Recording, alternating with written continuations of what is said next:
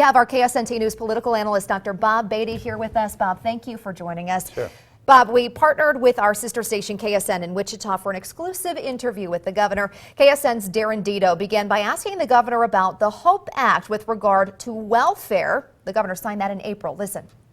Pretty simple. We're just saying if you're able-bodied and capable, then you have to apply for a job or get a job when you come in for TANF support. And then if you're asking for food stamps, we provide job training programs.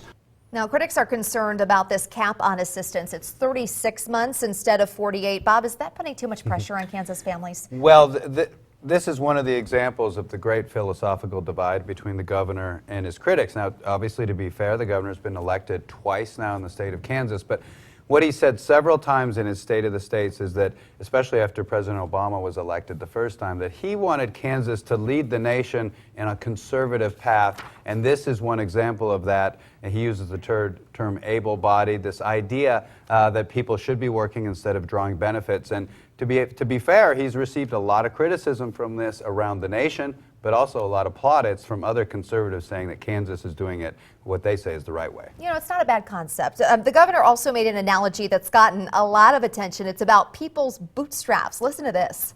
Some people that you say, well, you just need to pull yourself up from the bootstraps. Well, some people don't have bootstraps.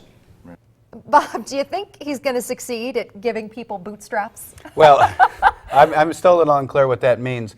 But, you know, the concept, again, to help people get that leg up is certainly there. But where his critics are coming from is that, you know, some of his other policies are hurting people, especially, for example, the switch from the tax switch to an increased sales tax. His critics argue that that actually hurts people more who are poor, relatively poor, more because they're paying more in taxes. So in the larger context, specific programs may be helping people, but the large context of all the policies, his critics argue, is actually hurting those people that are trying to pull themselves up. Yeah, and really quickly, Bob, let's talk about the governor's stance on states' rights. I asked him questions about same-sex marriage, gun control, Environmental Protection Agency. As a Republican, of course, he's a strong proponent of states' rights, but with some of these issues, he's been stuck complying with federal law, like same-sex marriage, for example. How do you think he's going to handle more federal regulations in the state? Oh, I have no doubt in terms of answering that question. The governor and the legislature is going to say no to the federal government, and it's a very proactive agenda. Not only will they say no, including the Attorney General, but in many cases they will sue, use the courts against the federal government, for example, on Obamacare. And some people think it's possible Medicaid may be expanded.